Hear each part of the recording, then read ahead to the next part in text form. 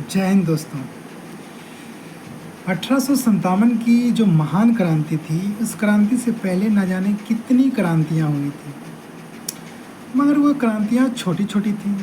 इस कारण से वो व्यापक प्रभाव नहीं डाल पाई। लेकिन 1857 की क्रांति में जब पूरी तरह से जन असंतोष हो गया, तो ये क्रांति बड़ी रूप ले ली।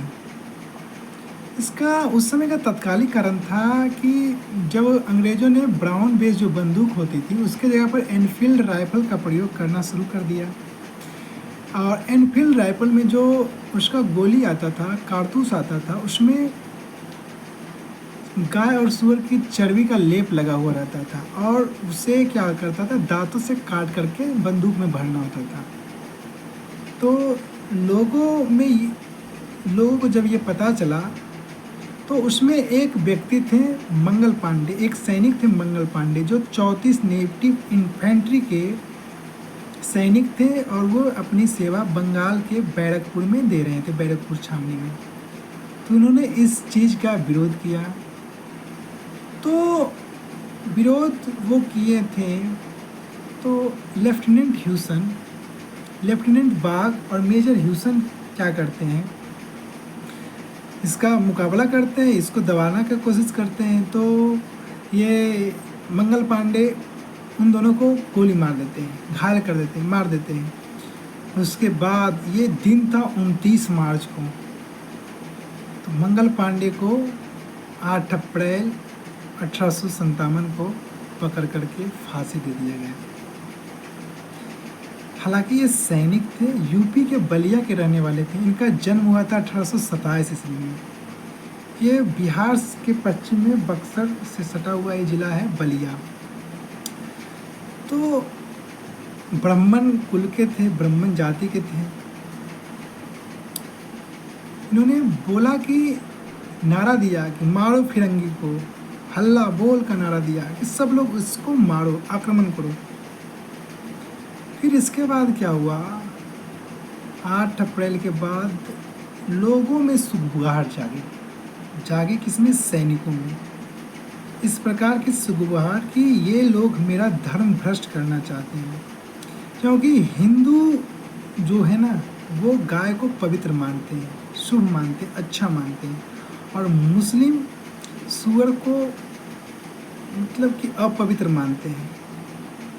तो ये दोनों को का धर्म जो भ्रष्ट करना चाहते थे, उसके एवज में धीरे धीरे सैनिकों का संगठन हुआ और 10 मई 1857 को मेरठ से निकलती है सैनिक, जो 20वीं नेटिव इन्फेंट्री की थी, और वो दिल्ली पहुंचती है। रातों रात दिल्ली पहुंच करके वहाँ दिल्ली में स्थित बहादुर शाह जफर, जो मुगल वंश का अंतिम शासक थे, उनको अपना राजा मानते। उनको कहते हैं कि आप नेतृत्व कीजिए, हम लोग युद्ध करेंगे। तो वो उस दिन से युद्ध स्टार्ट हो जाता है। 10-11 मई से युद्ध स्टार्ट हो जाता है और ये धीरे धीरे पूरे उत्तर भारत में फैल जाता है। उस समय बहुत सारी नीतियाँ जो थी, जो अंग्रेज भारत पर अत्याचार कर रहे थे, उससे लोग नाखुश थे। इस कारण से हर एक जगह से, कानपुर से, फिर झांसी, ग्वालियर, फैज़ाबाद, पटना, आड़ा, मतलब इलाहाबाद, बहुत सारे जगह से विद्रोह स्टार्ट हो गया।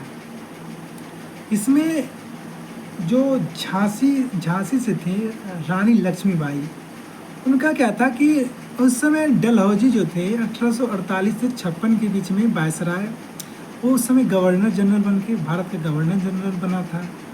तो उसने क्या किया कि एक डॉक्ट्रिन ऑफ लैप्स, मतलब राज हड़प की नीति, एक नियम निकाला। उसमें कहा कि जिस राजा का अपना पुत्र नहीं होगा, मतलब जो गोद पुत्र लेगा, गोद मतलब दत्तक पुत्र जिसके पास होगा, उसका राज हड़प लिया जाएगा। मतलब उसका राज जो है ना, अंग्रेजी राज में मिला लिया जाएगा, उसका शासन अब अंग्रेज करेंगे।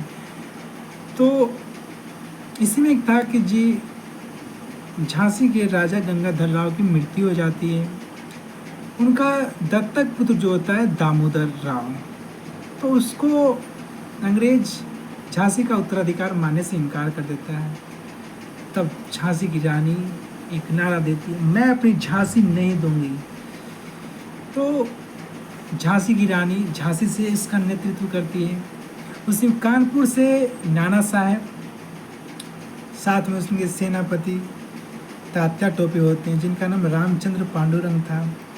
तो तात्या टोपे तो फिर उनके मित्र मान सिंह को पकड़वा देते हैं और उनको फांसी दे दिया जाता है।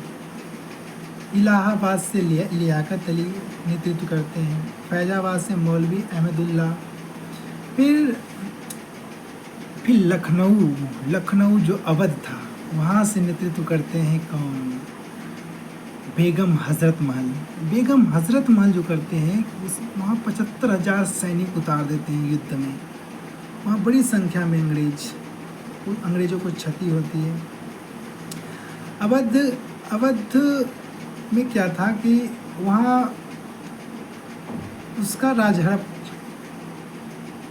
इस प्रकार किया गया कि उसके जो पुत्र थे बिरजिस कादिर, तो अपना पुत्र थे, दत्तक पुत्र नहीं थे।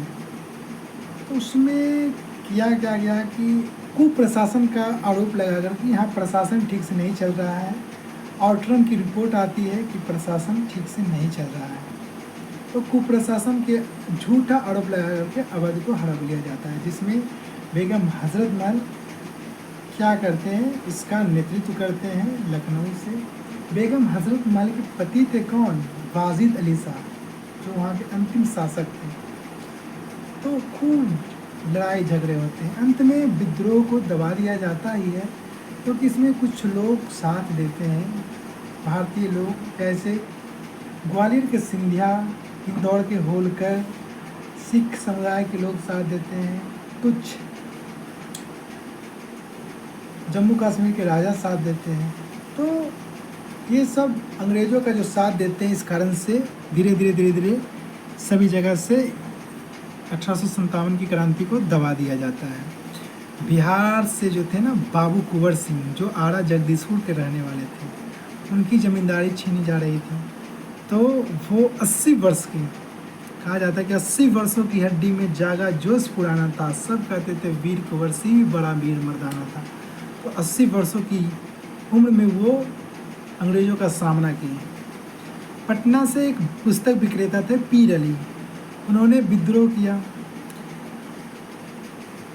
टेलर ने इस विद्रोह को दबाने की कोशिश की, जिसमें उसको घायल भी हुआ। फिर गंगा जब पार कर रहे थे वीर कुंवर सिंह, तो उनके हाथों में अंग्रेज़ों की एक गोली लग जाती है, तो वो अपना तलवार निकालते हैं और हाथ को अलग कर देते हैं। तो आरा से इधर बाबू वीर कुंवर सिंह थे, उनके भाई अमर सिंह थे। फिर हाँ, फैजाबाद से मौलवी अहमदुल्ला थे, जिन पर जो अंग्रेज़ों को नाग में दम कर दिए थे। इस पर अंग्रेज़ों ने 50,000 का इनाम उस समय 1857 में रखा था। इनको जिंदा या मुर्दा कोई पकड़ कर दो, मैं उनको 50,000 रुपया दूंगा। इलाहाबाद से लियाकत अली थे। तो इस तरह से धीरे धीरे विद्रोह को दबा दिया गया। अगर बुद्धिजीवी वर्ग या भारत के लोग साथ देते, भारत का साथ देते, बुद्धिजीवी वर्ग भारत का साथ देते, मध्यम वर्ग भारत का साथ देते, तो शायद ये उसी समय भारत आज़ाद हो जाता। लेकिन दुर्भाग्यवश ऐसा नहीं हुआ, साथ नहीं दिए। उनका कहना था कि अंग्रेज हैं तो अंग्रेज़ से लड़ेंगे, फिर राजा मारा जाएंगे, फिर तो हालत वैसा ही होगा, इसके जगह पर वही ठीक है, हम क्यों लड़ें। तो ये सब उनके मन में पचोपेश था। इस कारण से बुद्धिजीवी वर्गों ने कभी साथ नहीं दिया, वो तटस्थ होकर के देखते रहे। तो बहुत सारे वीर योद्धा जो हमारे इतिहास का हिस्सा, उनको किताबों में जगह नहीं दिया गया है। धीरे धीरे उनके बारे में भी मैं जानकारियाँ लाता रहूँगा। जय हिंद।